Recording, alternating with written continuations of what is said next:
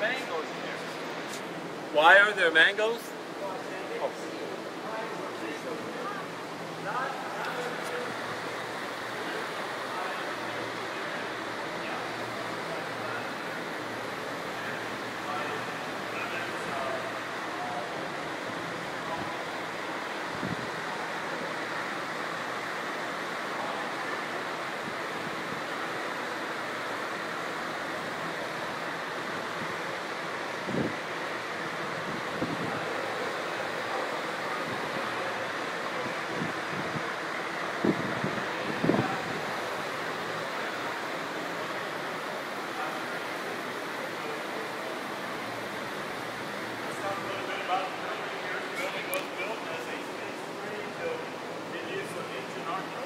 Such as pyramids and Mayan temples. When they developed the building, the main architect was named Phil Hawes.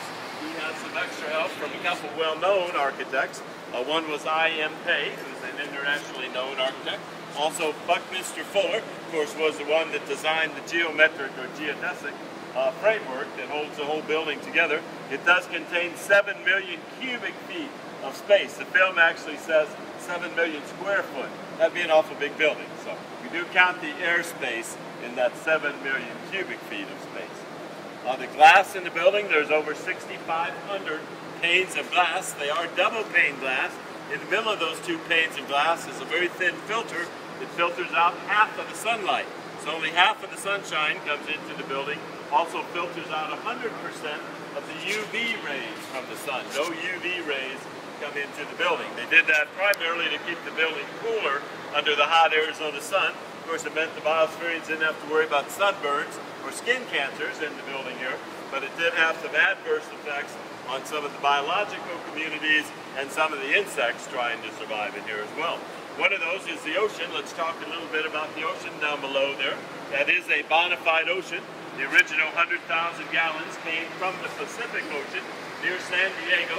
They actually trucked it over here using 23 large semi-trucks. They used sterilized milk containers to bring that seawater here, put it in the million-gallon tank down below, added another 900,000 gallons of well water from the site, added what they called an instant ocean kit to adjust the salt and the pH levels in the water. So since then, we have had a living ocean in the building.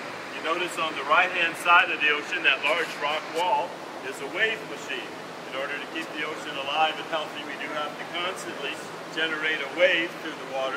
It's kind of hard to see it on the surface. If you look down to the other end, look down to the beach end of the ocean, that is a genuine Caribbean beach. They did pattern the ocean after a Caribbean shoreline. You can see a little bit of that wave action going on the shore. One time that beach didn't have all the nice white coral sand that a Caribbean beach would have, but even that little bit of wave action has eroded that back into the water. That big shallow portion of the water of the ocean, you see in the center there with all the algae on it, that was originally a coral reef. They brought the coral plants from down near the Yucatan. When the Biosphereans were in here, they did have a living coral reef. You notice the algae has taken over that reef. That is a result of no UV rays. Normally the UV rays would control that algae growth, particularly out in Biosphere 1 in our oceans. Without that, of course, the algae has taken over the coral, destroyed the coral. Actually, when the Biosphereans were in the building, they put on scuba gear, went under the water, and kept those coral plants alive. But since nobody does that today, obviously the algae has won out. The big spotlights you see shining in the water down there are UV lights. They are still trying to control some of the algae growth with those artificial lights. Originally had about 40 species of tropical fish. There's just a few of those species left. We actually end our tour just outside the glass there, or you will end the tour outside the glass, at an ocean viewing gallery where you go underground and actually look under the ocean and see a few of those fish that are still remaining. The Biosphereans did like swimming in the water down below. The temperature is normally 77 to 80 degrees, so pretty mild, the water. Also, I understand they like jumping off these cliffs up here down into the 25-foot deep water. That's the deepest part of the ocean, down below the cliffs up there. All right, let's look behind us here on the outside of the rail. This is a savanna area, or grassland area. Savannas actually cover about 25% of all the inhabited parts of the globe. This grass can grow as high as 6 or 8 feet during the summertime. Notice the cattails growing in. There is a freshwater stream that flows through the savanna here. It starts with that waterfall in the rainforest, and then after it goes through the savanna, it gets recycled back to there. Yes, question? It says 25 feet deep. Right.